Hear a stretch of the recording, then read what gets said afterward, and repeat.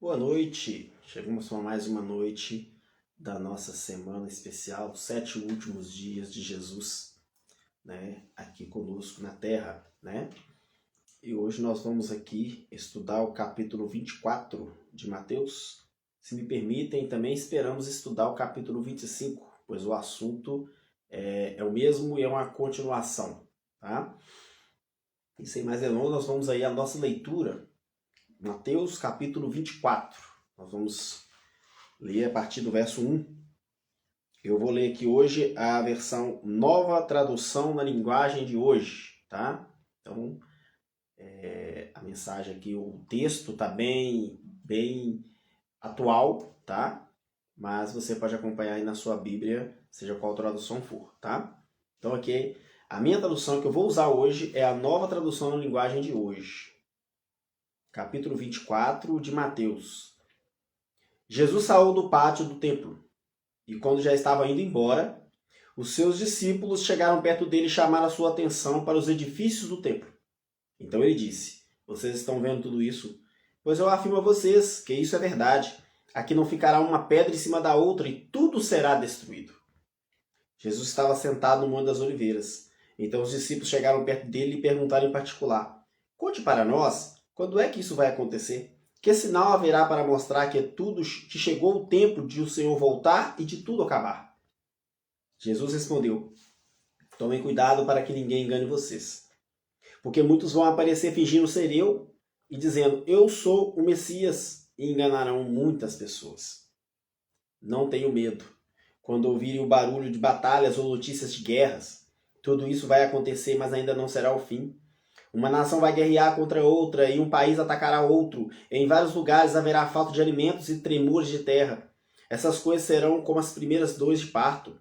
Depois vocês serão presos, entregues para serem maltratados e vocês serão mortos. Todos os odiarão por serem meus seguidores. Nessa época, muitos vão abandonar a fé e vão trair e odiar uns aos outros. Então, muitos falsos profetas aparecerão e enganarão muita gente. A maldade vai se espalhar tanto que o amor de muitos esfriará, mas quem ficar firme até o fim será salvo. E a boa notícia sobre o reino será anunciada no mundo inteiro como testemunho para toda a humanidade. E então virá o fim. E Jesus continuou: "Vocês verão no lugar santo o grande terror de que falou o profeta Daniel, que o leitor entenda o que isso quer dizer. Então os que estiverem na região da Judéia, que fujam para os montes. Quem estiver em cima da sua casa, no terraço, que fuja logo e não entre para pegar suas coisas. Quem estiver no campo, não volte para casa a fim de buscar suas roupas. Ai das mulheres grávidas e das mães com criancinhas naqueles dias. Orem a Deus para que vocês não tenham que fugir no inverno e nem no sábado. Porque naqueles dias haverá um sofrimento tão grande que nunca houve desde que Deus criou o mundo, e nunca mais acontecerá uma coisa igual. Porém, Deus diminuiu esse tempo de sofrimento. Se não fosse assim, ninguém seria salvo. Mas por causa do povo que Deus escolheu para salvar, esse tempo será diminuído. Portanto, se alguém disser para vocês: 'Vejam, o Messias está aqui', ou 'o Messias está ali', não acreditem. Porque aparecerão falsos profetas e falsos messias que farão milagres e maravilhas para enganar, se possível, até o povo escolhido de Deus. Prestem atenção. Eu estou lhes dizendo tudo isso antes que aconteçam. E se disserem: 'Vejam, ele está no deserto', não vão lá. Ou ainda: 'Vejam, ele está escondido aqui', não acreditem. Porque assim como o relâmpago risca o céu do nascente até o poente, assim será a vinda do Filho do Homem. Onde estiver o corpo de um morto, aí se ajuntarão os urubus." Jesus disse: "Depois daqueles dias de sofrimento, o sol ficará escuro e a lua não brilhará mais. As estrelas cairão do céu e os poderes do espaço serão abalados. Então, o sinal do Filho do Homem aparecerá no céu, e todos os povos da terra chorarão e verão o Filho do Homem descendo nas nuvens com poder e grande glória. A grande trombeta tocará, e ele mandará os seus anjos para os 4 cantos da terra, e os anjos reunirão os escolhidos de Deus, de um lado do mundo até o outro." Jesus disse ainda: "Aprendam a lição que a figueira ensina. Quando os seus ramos ficam verdes e as folhas começam a brotar, vocês sabem que está chegando o verão. Assim também, quando virem acontecer essas coisas, fiquem sabendo que o tempo está perto, pronto para começar. Eu afirmo a vocês que isso é verdade. Essas coisas vão acontecer antes de morrerem todos que aqui agora estão vivos. O céu e a terra desaparecerão, mas as minhas palavras ficarão para sempre. Jesus continuou dizendo: mas ninguém sabe nem o dia nem a hora que tudo isso vai acontecer, nem os anjos do céu, nem o Filho, mas somente o Pai. A vinda do Filho do Homem será como aquilo que aconteceu no tempo de Noé, pois antes do dilúvio, o povo comia e bebia, e os homens e as mulheres casavam até o dia em que Noé entrou na arca. Porém não sabiam o que estava acontecendo até que veio o dilúvio e levou todos. Assim também será a vinda do Filho do Homem. Naquele dia 2 homens estarão trabalhando na fazenda, um será levado, o outro deixado. 2 mulheres estarão no moinho moendo trigo, uma será levada, outra deixada. Fiquem vigiando, pois vocês não sabem que dia vai chegar o seu Senhor. Lembre-se disso. Se o dono da casa soubesse quando ia chegar o ladrão, ficaria vigiando e não deixaria que a sua casa fosse arrombada. Por isso vocês também fiquem vigiando, pois o Filho do Homem chegará na hora em que vocês não estiverem esperando. Jesus disse ainda: Sabemos que é o empregado fiel e inteligente que o patrão encarrega de tomar conta dos outros empregados para dar a eles o mantimento no tempo certo. Feliz aquele empregado que estiver fazendo isso quando o patrão chegar. Eu afirmo a vocês que isso é verdade. O patrão vai colocá-lo como encarregado de toda a sua propriedade. Mas se o empregado for mau, pensará assim: o meu patrão está demorando muito para voltar. Então ele começará a bater nos seus companheiros, e a comer e a beber com os bêbados. E o patrão voltará no dia em que o empregado menos espera e na hora em que ele não sabe. Aí o patrão mandará cortar o empregado em pedaços e o condenará a ir para o lugar onde os hipócritas vão. Ali ele vai chorar e ranger os dentes de desespero. Muito bem, esse é o capítulo 24 de Mateus. E eu gostaria de comentar algumas coisas desse capítulo aqui. Tá? Ele é um capítulo muito fácil de entender, não há muita dificuldade. Vocês podem ver que não há muita dificuldade. Jesus está falando aqui do fim dos tempos. Mas não só do fim dos tempos. Ele também está falando da destruição de Jerusalém, conforme nós vamos ver aqui. E no início aqui ele está falando sobre os sinais da volta dele, do retorno dele a essa terra. Ele fala de guerras, ele fala de fome, ele fala de terremotos. E a pergunta que eu tenho a dizer para vocês hoje: tem isso no mundo hoje? É o que mais tem. É o que mais tem. Agora, sempre existiu guerras, sempre existiu terremotos e sempre existiu doenças. Sempre existiu essas coisas. Porém, não na proporção que está acontecendo no mundo atual. Tá? A proporção que está acontecendo no mundo atual é absurda. E quando acontecia isso nos tempos antigos, era uma coisa ou outra. E hoje não, hoje está acontecendo tudo ao mesmo tempo. Ao mesmo tempo que tem uma guerra na Ucrânia se travando, entre a Rússia e a Ucrânia, tem um terremoto na Turquia, e tem uma fome correndo no mundo na África, enquanto ainda tem uma pandemia que ainda não está controlada, né? Está aí adormecida, né? E esperamos que esteja controlada, mas tem uma pandemia no mundo aí. E tem outras pandemias ameaçando estourar pelo mundo afora. Então isso tudo ao mesmo tempo. E antigamente, nos tempos antigos, quando a Bíblia foi escrita, isso não era uma coisa que acontecia tudo ao mesmo tempo. Era uma coisa aqui, uma coisa ali. E aqui Jesus faz um relato como se tudo fosse acontecer ao mesmo tempo. E é exatamente o que está acontecendo hoje. Tudo acontecendo ao mesmo tempo. Jesus também deixou claro o seguinte, que muitos vão abandonar a fé e vão trair e odiar uns aos outros. Olha, isso é o que mais acontece. Né? O que mais tem hoje é o ódio gratuito. O ódio gratuito pelas pessoas à toa. À toa. À toa. Tá?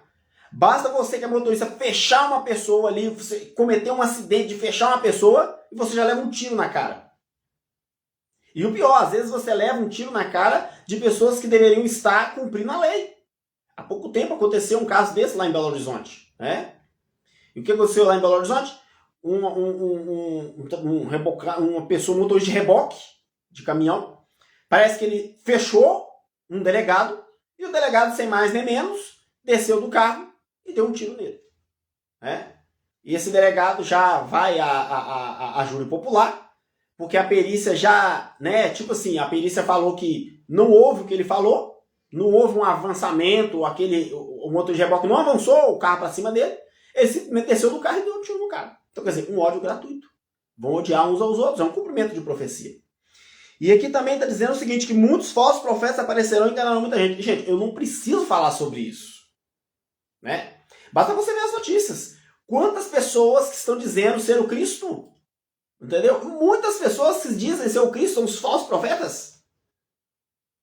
Muitos. Muitos. Na década de 70, 80, tivemos aí um caso de um homem chamado Jim Jones. Esse Jim Jones, o que ele fez? Ele arrastou a multidão atrás dele.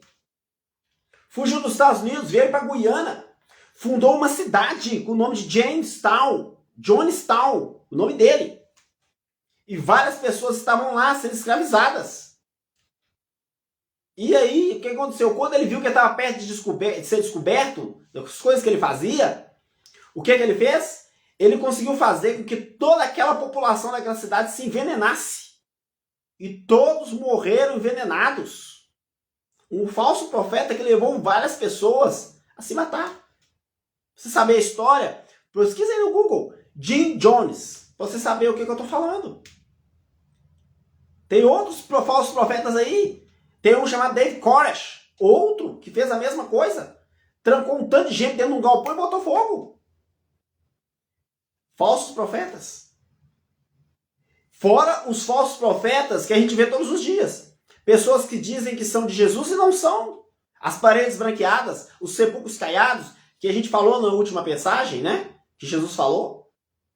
Cheio de falsos profetas. E aqui também está dizendo o verso 12. Gente, esse verso 12, eu quero ler ele em outras traduções. Tá?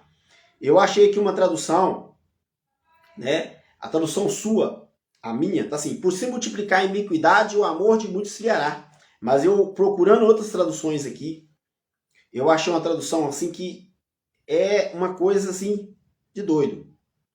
Olha só, a tradução amplificada, ela fala assim: o amor do grande corpo de pessoas esfriará por causa da multiplicação do viver sem lei e da iniquidade. Mas eu vi uma outra tradução também. A SL, essa tradução fala assim: e por se multiplicar a transgressão da lei, o amor de muitos esfriará. Gente, o amor de muitos está se esfriando porque as pessoas estão na transgressão da lei aberta. Não só a lei dos homens, mas também a lei de Deus. Porque a transgressão da lei de Deus leva à transgressão da lei dos homens. Se os homens não respeitam o Criador, vão respeitar outros homens? Não vão. E eu estou falando aqui num dia em que aconteceu mais um ataque numa creche.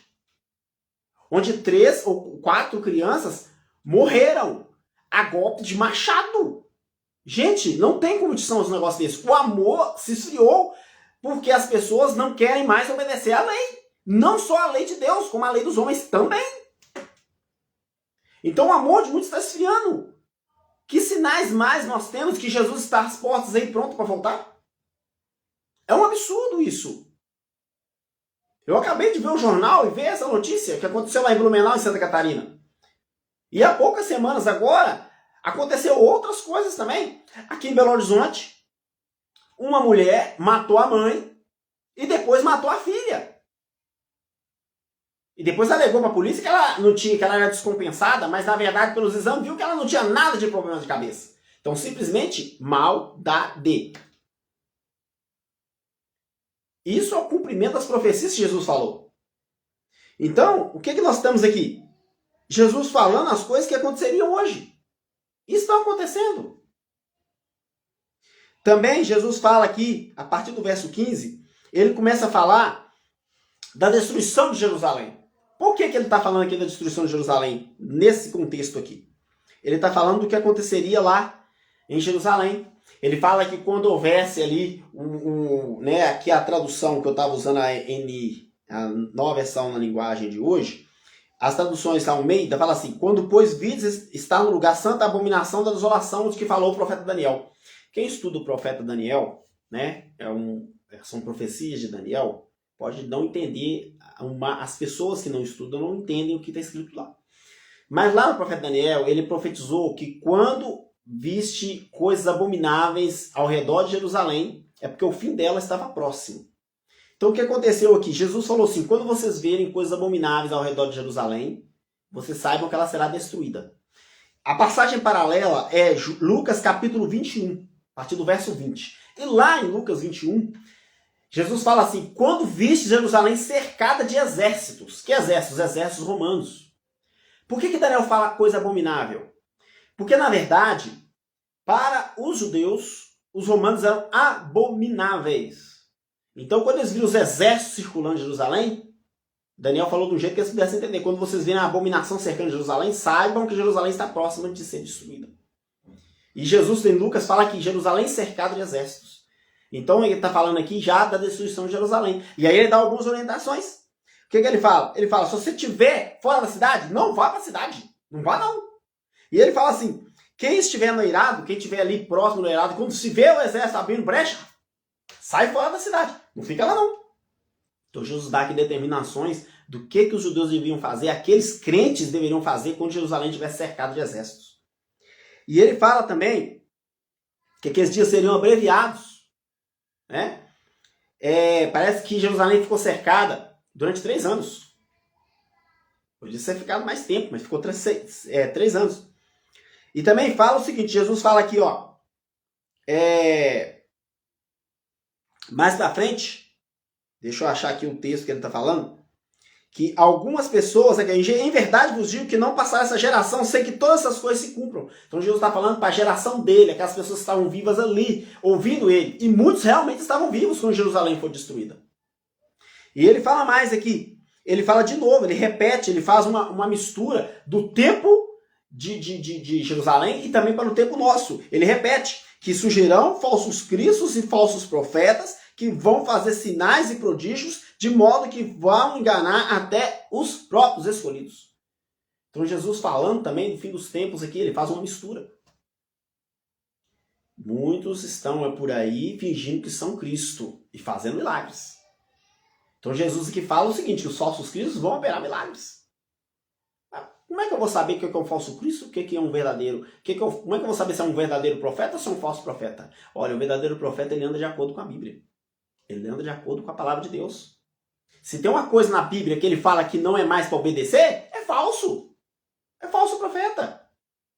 Não é um verdadeiro profeta. E está cheio de falsos profetas por aí. E aqui está falando o seguinte, que a volta dele será como um relâmpago. E ele fala mais, se vos disserem, eis que está no deserto, não vão para lá, eis que está no interior da casa, não acreditam. Por que ele fala isso?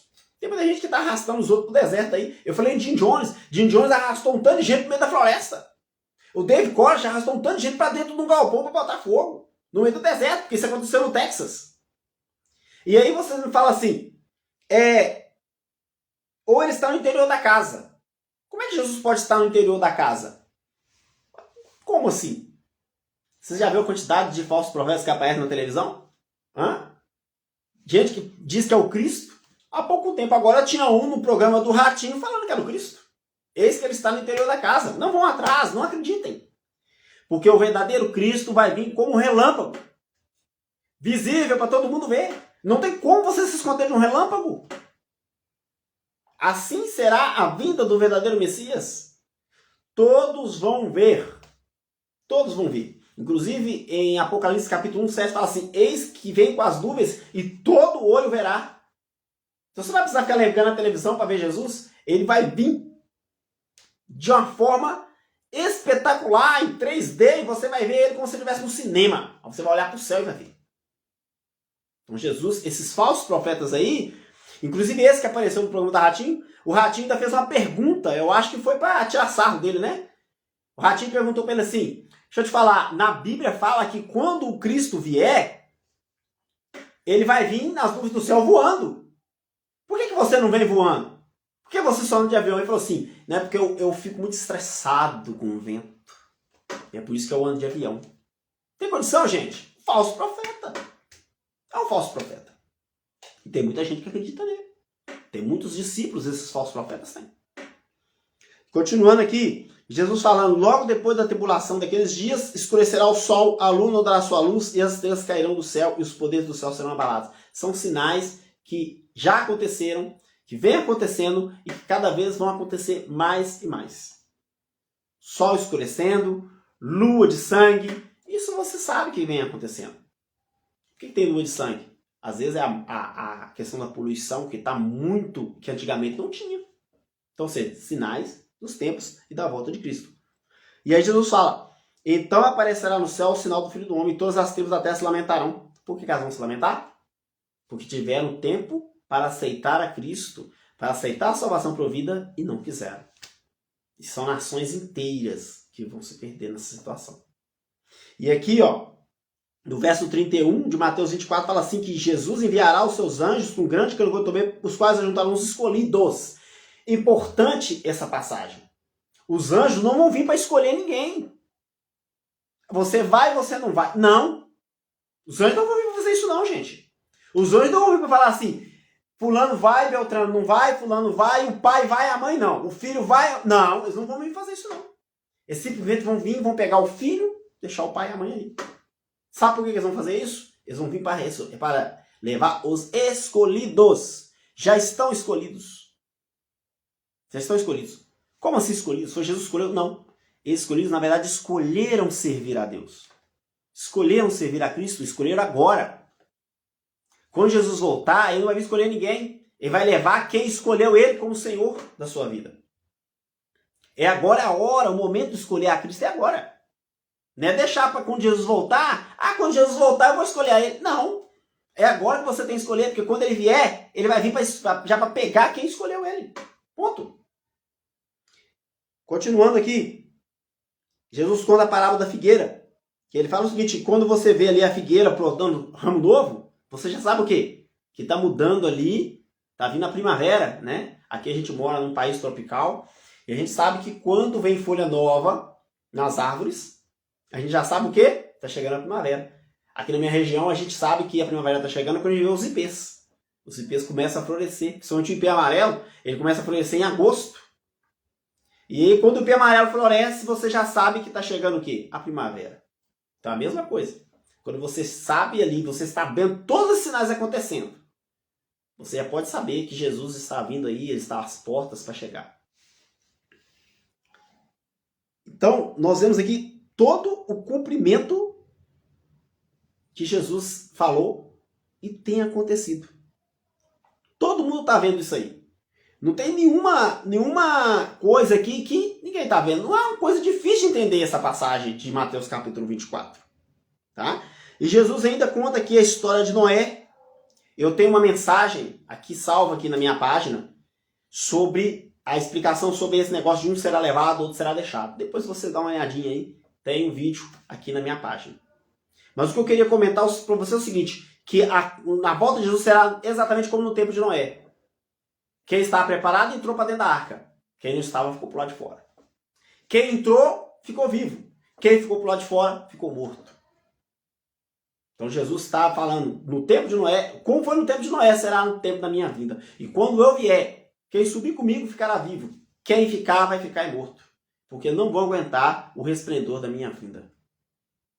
Então aqui nós vemos Jesus aqui deixando claro de como será aí a volta dele. E no final ele finaliza com a parábola dos dois servos.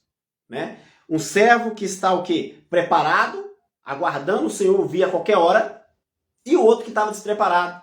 Estava nem aí, fazendo e acontecendo. Meu senhor vai voltar muito tarde, então eu vou fazer e acontecer. E aí aquele patrão chega na hora que ele não está esperando. Já pensou? Já pensou que coisa horrível? É muito triste quando você não está preparado. Você não está preparado e o patrão vem. E é por isso que eu quero continuar aqui com o capítulo 25. Porque o capítulo 25 fala de preparação. E nós vamos ler ele aqui agora, o capítulo 25. O sermão profético continua. Então o reino do céu será semelhante a 10 virgens, que tomando as suas lâmpadas saíram ao encontro do noivo. 5 delas eram insensatas e 5 prudentes. Ora, as insensatas, tomando as lâmpadas, não levaram azeite consigo. As prudentes, porém, levaram azeite em suas vasilhas, juntamente com as lâmpadas. Tardando o noivo, cochilaram todas. Eu estou lendo aqui a versão Almeida atualizada, tá, gente? Mas à meia-noite ouviu-se um grito, eis o noivo, saiu ao encontro. Então todas aquelas virgens se levantaram e prepararam suas lâmpadas, e as insensatas disseram às prudentes, dai-nos o vosso azeite, porque as nossas lâmpadas estão se apagando. Mas as prudentes responderam, não, pois de certo não chegaria para nós e para vós, e de antes aos que o vendem e comprai para vós. Tendo elas ido comprá-lo, chegou o noivo, e eis que estavam preparadas. As que estavam preparadas entraram com ele para as bodas, e fechou-se a porta. Depois vieram também as outras virgens e disseram, Senhor, abre-nos a porta. Ele, porém, respondeu, em verdade vos digo, não vos conheço. Vigiai, pois, não sabeis nem a hora e nem o dia. Porque assim como o homem que ao ser tanto do seu país, chamou os seus servos e entregou seus bens. A um deu 5 talentos, a outro 2, a outro 1, e cada um segundo a sua capacidade seguiu viagem. O que recebera 5 talentos foi imediatamente negociar com eles e ganhou outros 5. Da mesma sorte, o que recebeu 2 ganhou outros 2. Mas o que recebera 1 foi, cavou na terra e escondeu o dinheiro do seu senhor. Ora, depois de muito tempo, veio o senhor daqueles servos e fez conta com eles. Então, chegando o que recebera 5 talentos, apresentou os outros 5, dizendo: Senhor, entregaste-me 5. Eis aqui outros 5 que ganhei. Disse o Senhor: muito bem, servo bom e fiel. Sobre o pouco foste fiel, sobre o muito te colocarei. Entra na felicidade do teu Senhor. Chegando também o que recebera 2 talentos, disse: Senhor, entregaste-me 2 talentos. Eis aqui outros 2 que ganhei. Disse o Senhor: muito bem, servo bom e fiel. Sobre o pouco foste fiel, sobre o muito te colocarei. Entra na felicidade do teu Senhor. Chegando por fim o que receberam 1 talento, disse: Senhor, eu te conhecia, que és um homem duro, que ceifa onde não semeaste e recolhes onde joeraste. E temorizado fui esconder na terra o teu talento. Eis aqui o que é teu. Ao que respondeu o seu senhor: servo mau e preguiçoso. Sabias que ceifa onde não semeei e recolho onde não joerei?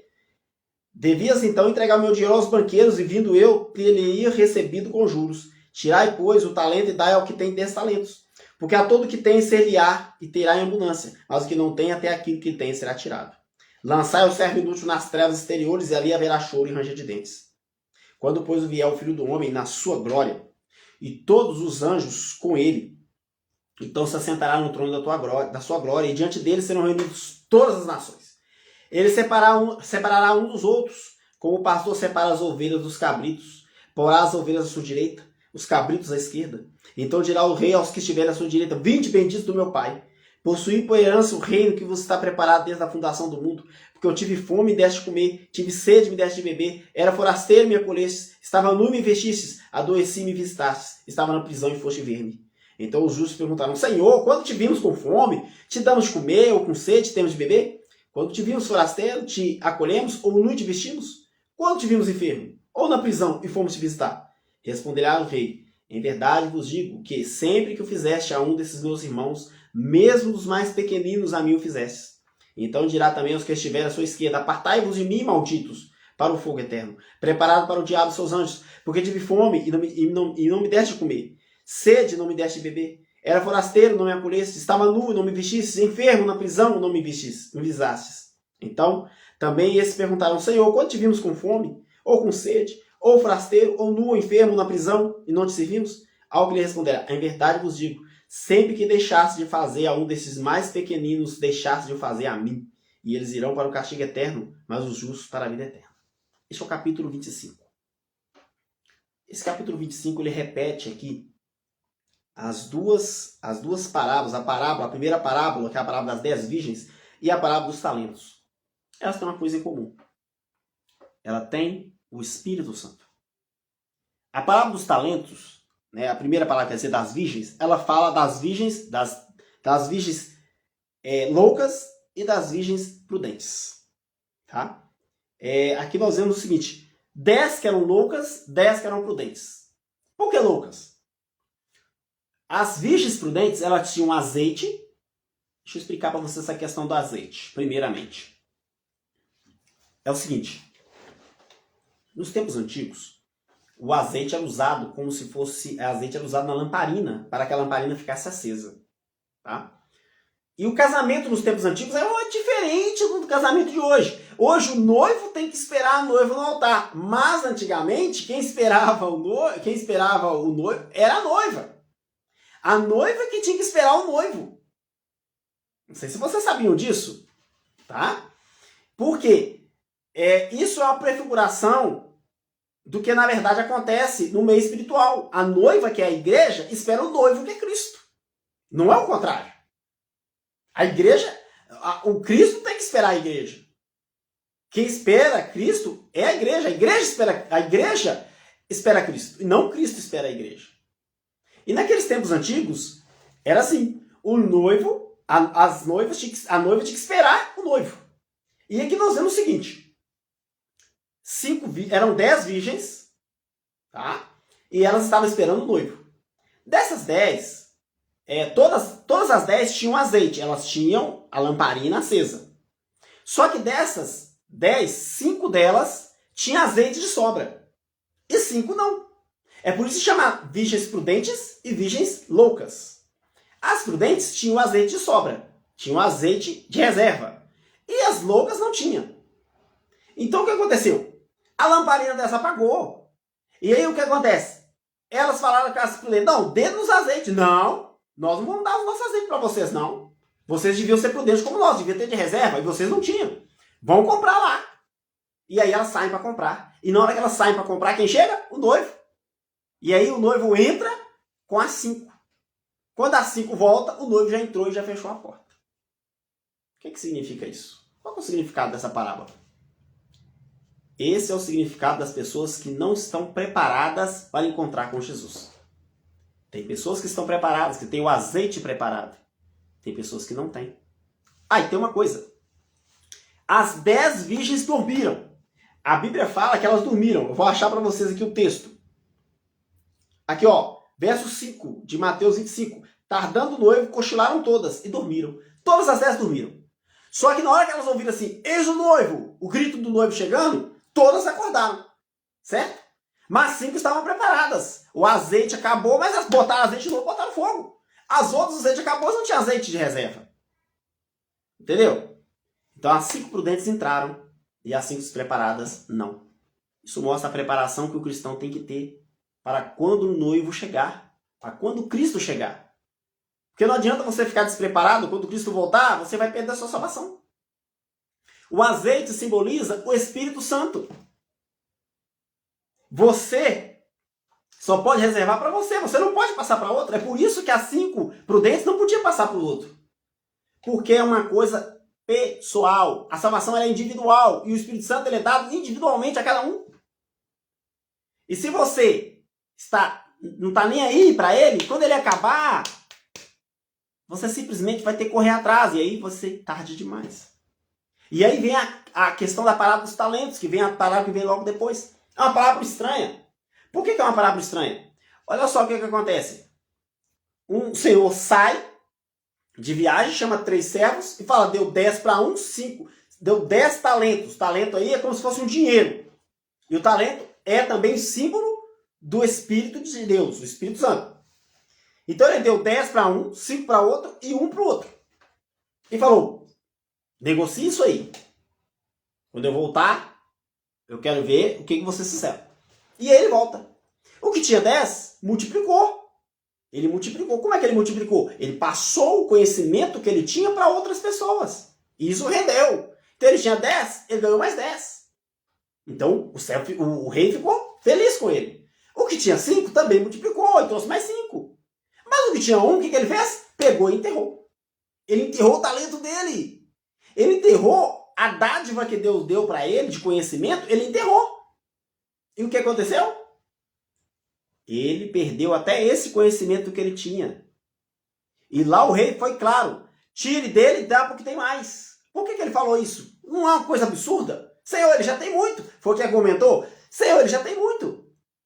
Por quê? Porque quem tem mais, mais vai ter. Isso aqui é um símbolo do Espírito Santo.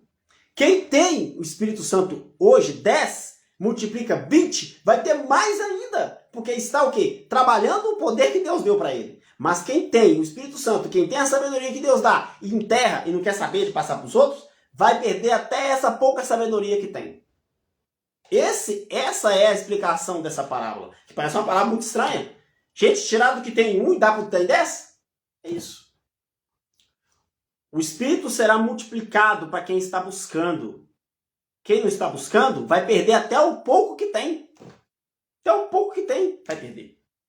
Essa é a explicação da parábola. E também no contexto de juízo final. Contexto de volta de Jesus. Porque é isso que está acontecendo. Vocês estão vendo pessoas que são cristãs, estão deixando a Cristo? É por causa disso. Porque não estão multiplicando o talento que tem.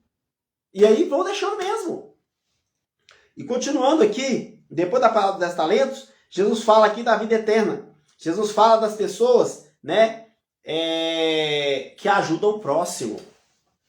Tá? Porque muitas vezes nós estamos na igreja, frequentamos igreja, frequentamos um culto, mas nós não nos preocupamos com o próximo. E aqui Jesus deixa claro nessa parábola que toda vez que a gente preocupa com uma pessoa que está com fome, com sede, precisa de uma ajuda, de um remédio, uma pessoa que está presa, uma pessoa que precisa de uma chance, né? Uma pessoa, né, de rua, por exemplo, um hospital, uma pessoa que precisa de uma hospitalidade nossa, e nós damos essa hospitalidade, a gente dá esse alimento, a gente ajuda essa pessoa, Jesus fala assim, vocês estarão ajudando a mim. E naquele dia que eu voltar, vocês vão ganhar com isso. Vocês serão recompensados com isso. Mas o contrário também é válido. Se você é um conhecedor da palavra, um conhecedor de Cristo, e nega Cristo, negando as pessoas que precisam de você, Jesus vai negar você quando ele voltar. Essa é a explicação dessa parábola. O que você está fazendo? O que eu estou fazendo para mostrar Cristo na minha vida? O que eu estou fazendo? Será que eu estou mostrando Jesus no meu viver diário? Eu estou ajudando quem está precisando? Muitas vezes nós ficamos preocupados com as coisas da igreja. Ah, eu quero fazer isso, eu quero cantar na igreja, eu quero pregar na igreja, né? Eu quero ajudar a igreja de forma financeira, quero ajudar com tudo, mas não penso em quem está precisando de mim. Às vezes uma APAE da minha cidade está precisando da minha ajuda, um hospital de câncer, a Cruz Vermelha Internacional, que está lá na guerra, lá no meio da Ucrânia, lá, né? Então, ou seja, eu estou ajudando? Ou às vezes um vizinho, um amigo ali que está precisando de uma cesta básica, um dinheiro ali para ajudar ele, eu estou ajudando? Ou eu só estou preocupado com as coisas da igreja? Ah, não, eu só estou na igreja, o que eu ajudo da igreja está bom. Não é isso que Jesus falou. Não foi isso que Jesus deixou claro aqui, não. O que Jesus deixou claro aqui é que a gente precisa ajudar o nosso semelhante. Porque se a gente não fizer isso, a gente está negando o próprio Cristo. A gente está negando o Cristo que a gente serve. Essas são as duas mensagens de hoje. Mateus capítulo 24, Mateus capítulo 25. Eu espero que eu tenha passado um pouquinho sobre o que Jesus quis dizer para todos nós hoje. Amanhã nós estaremos aqui. Amanhã nós estamos com o capítulo 26. Acompanhe conosco aqui. E se você não puder acompanhar, não tem problema. Depois você pode ver, os vídeos ficam salvos aqui na linha de tempo da página Assunto em Análise. Também estamos no YouTube. Inclusive, gostaria de convidar você para que você curta a nossa página no YouTube, para que a gente possa fazer live lá também. O YouTube a gente precisa de uma quantidade mínima para que a gente possa fazer live lá. Eu não consigo fazer live lá por causa que eu não tenho essa quantidade mínima ainda. Curta a nossa página lá, Assunto em Análise. Tá? Que Deus possa nos abençoar. Vamos fazer uma pequena oração e amanhã nós estaremos de volta aqui para estudarmos Mateus capítulo 26. Está chegando o ponto alto, o clímax dessa semana. E amanhã nós temos Mateus capítulo 26.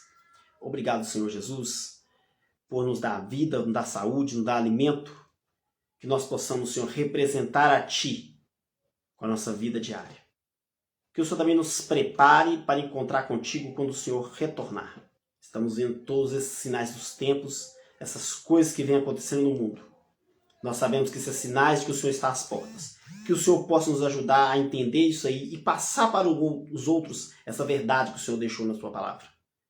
Nos abençoe e nos guarde. É o que pedimos e lhe agradecemos. Amém. Então, até amanhã, à noite, nós estaremos aqui com Mateus capítulo 26. Não perca a nossa mensagem de amanhã. Amém? Boa noite.